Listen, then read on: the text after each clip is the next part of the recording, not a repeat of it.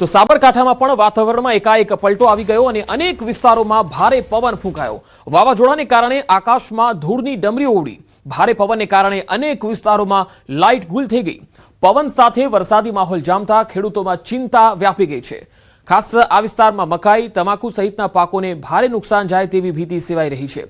ચૈત્રી નવરાત્રીને લઈને આયોજકોમાં પણ ચિંતા છે।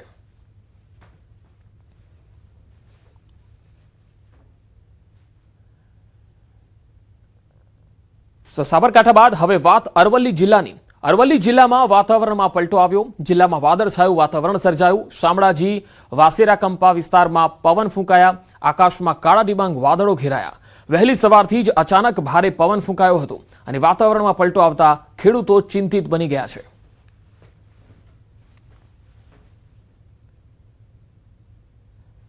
સુરેન્દ્રનગર જિલ્લામાં વહેલી સવારે અચાનક વાતાવરણમાં પલટો આવ્યો। અહીંયા ભારે પવન સાથે કેટલાક વિસ્તારોમાં વીજળીના કડાકા સાથે કમોસમી વરસાદ છે। લીંબડી, મૂડીના સરા, ખંપાળિયા સહિતના વિસ્તારોમાં વરસાદ પડ્યો। વાવાઝોડાના કારણે અનેક વિસ્તારોમાં વીજળી ગુલ થઈ ગઈ।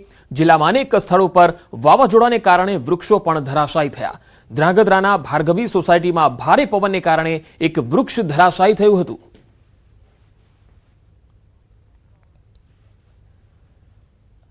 અમદાવાદમાં પણ વહેલી સવારે જ ફૂંકાયું વાવાઝોડું। શહેરમાં મોડી રાત્રે ભારે પવન ફૂંકાયો અને ભારે પવનને કારણે અનેક જગ્યાએ વૃક્ષો ધરાશાયી થવાની ઘટના બની। સિંધુ ભવન રોડ પર 2 ઝાડ ધરાશાયી થયા। કોર્પોરેશનની ટીમ દ્વારા અહીંયા કામગીરી શરૂ કરવામાં આવી હતી। તો અમદાવાદમાં પણ મોડી રાત્રે ભારે પવન ફૂંકાયો હતો અને વાવાઝોડાને પગલે અનેક વૃક્ષો છે એ ધરાશાયી થયા હતા।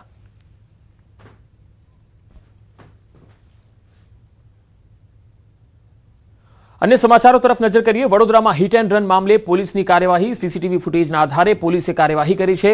સિટી પોલીસે કાર ચાલક નબીરાની ધરપકડ કરી લીધી છે। 29 વર્ષીય આરોપી ધ્રુવ હર્ષદ પટેલે હંકારી હતી બેફામ કાર। પોલીસ નશો કર્યો હતો કે કેમ તેની તપાસ કરાવશે।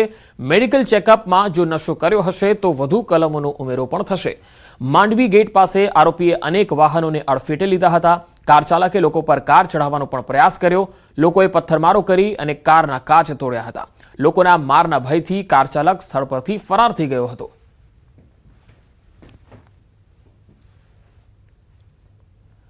વડોદરામાં તુલીધામ 4 રસ્તા નજીક અકસ્માત મામલે ખુલાસો થયો છે, જેમાં આ ઘટનામાં મૃત્યુ પામનાર સગીર ધોરણ 10નો વિદ્યાર્થી હોવાનું તપાસમાં ખુલ્યું છે। પરીક્ષા આપી 3 મિત્રો બાઇક લઈને ફરવા નીકળ્યા હતા। પૂર ઝડપે જતું બાઇક કાર સાથે ટકરાઈ ગયું। અકસ્માતના ચોંકાવનારા સીસીટીવી સામે આવ્યા છે। 3 પૈકી બાઇક હંકારનાર સગીરનું ઘટના સ્થળે જ મૃત્યુ થયું। મૃતક વિદ્યાર્થી પોલીસકર્મીનો પુત્ર હોવાનું ખુલ્યું છે।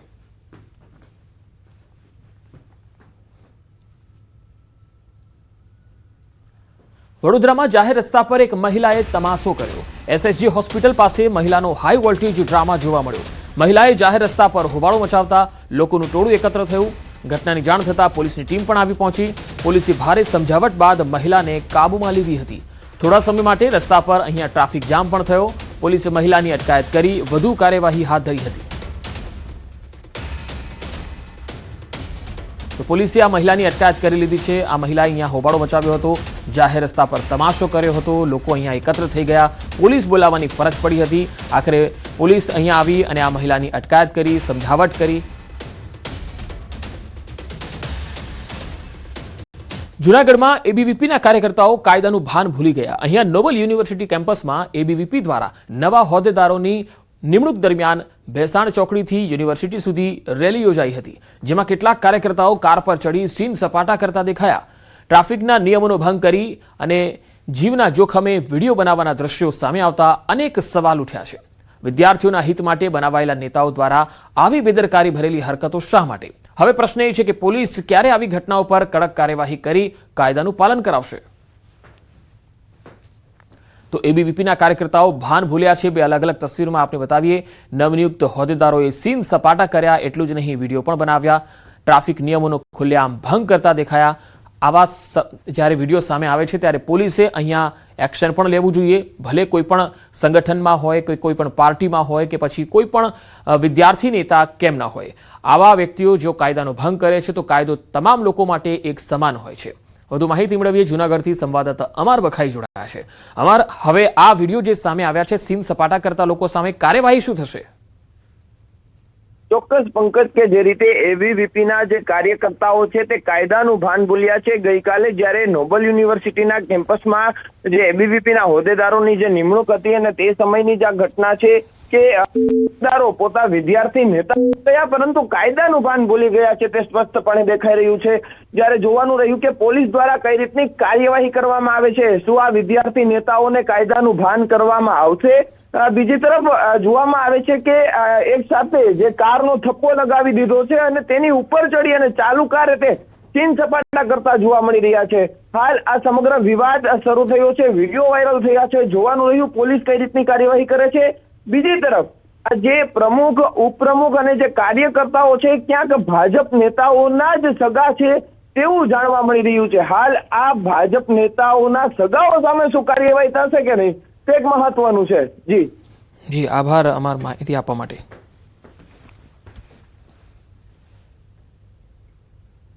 સુરતના વરાછા વિસ્તારમાં આવેલ ભરતનગર ગૌશાળા વિસ્તારમાં આગનો બનાવ બન્યો। ભરતનગરમાં જરીના કારખાનામાં ત્રીજા માળે આગની ઘટના બની। આગ લાગતા ખાતામાં રહેલ એલપીજી સિલિન્ડર બ્લાસ્ટ થયા। વહેલી સવારે આ ખાતામાં આગ લાગી હતી। પતરાના શેડ બનાવી તેમાં કારીગરો કામ કરતા રહેતા હતા। ફાયરને કોલ મળ્યો અને ઘટના સ્થળે ફાયરની ટીમ પણ પહોંચી। ત્રીજા માળે પતરાના શેડ કાપી 11 લોકોનું રેસ્ક્યુ કરી હોસ્પિટલમાં ખસેડાયા। અંદર ફસાયેલા 11 પૈકી 2 લોકોના મૃત્યુ થયા છે, જ્યારે 9 સારવાર હેઠળ છે। આગ લાગતા સમગ્ર વિસ્તારમાં દોડધામ મચી ગઈ હતી।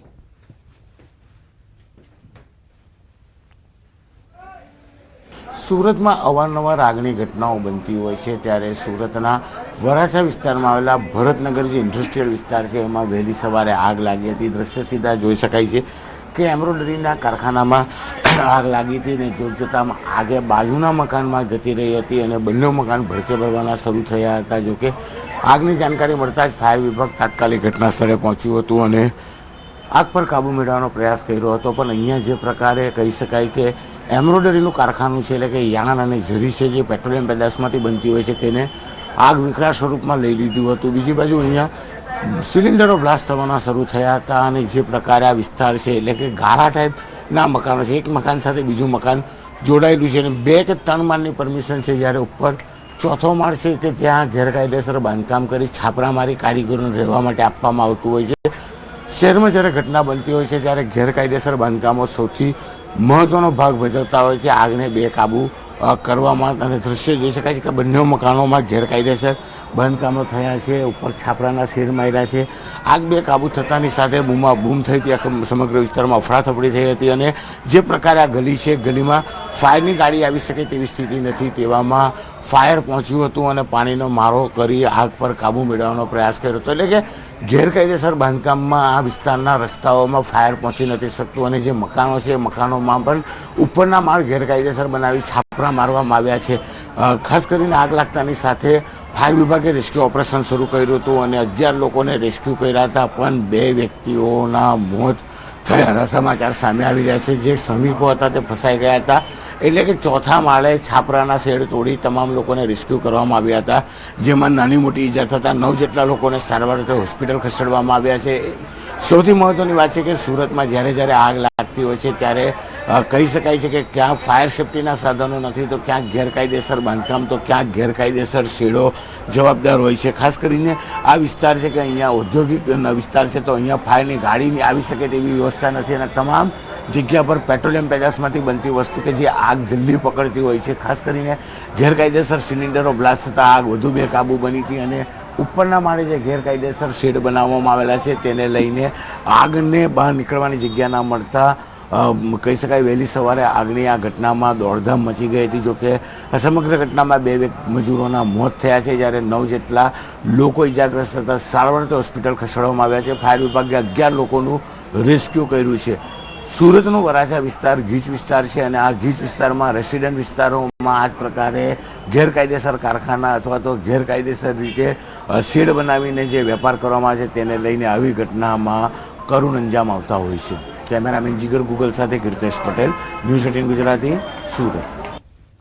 પાટણમાં વાવાઝોડાના કારણે નુકસાનીના દ્રશ્યો સામે આવ્યા।